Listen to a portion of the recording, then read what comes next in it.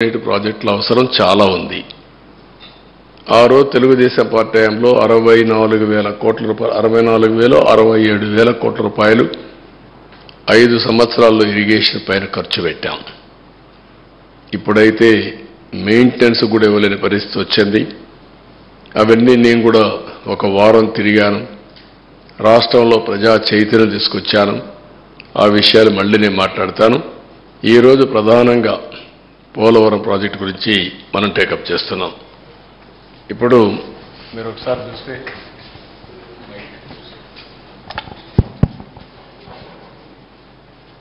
ఇది పోలవరం రాష్ట్ర అభివృద్ధికి జీవనాడి పోలవరం.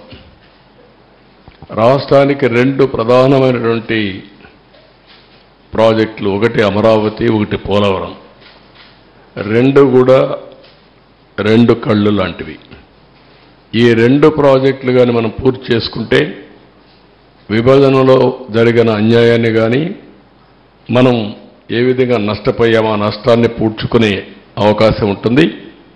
పోలవరం ప్రాజెక్టు కూడా విభజన చట్టంలో నేషనల్ ప్రాజెక్టు చేసి కేంద్రం నిధులు ఇవ్వడానికి ముందుకు వచ్చినటువంటి ప్రాజెక్ట్ ఇది. నదుల అనుసంధానానికి గుండె పోలవరం. ఇటువంటి పోలవరానికి జగన్ ఒక శాపంగా మారాడు.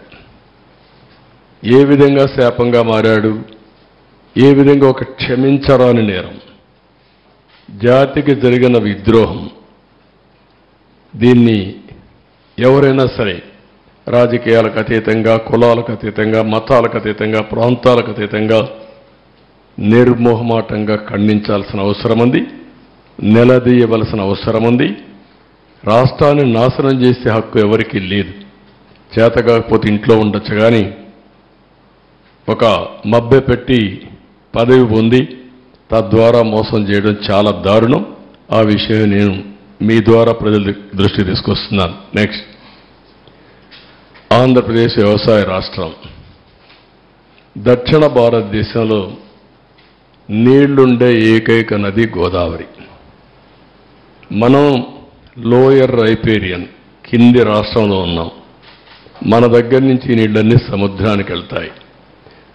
దగ్గర ఆవరేజ్న 3,000 టీఎంసీ నీళ్లు తలసరి ప్రతి ఒక్క సంవత్సరం సముద్రంలోకి వెళ్లే పరిస్థితి ఉంది. ఈ నీళ్లన్నీ కానీ ఉపయోగించుకుంటే రాష్ట్రాన్ని కరువు రహిత రాష్ట్రంగా, డ్రౌట్ ప్రూఫ్ స్టేట్గా చేసేందుకు అవకాశం ఉంది.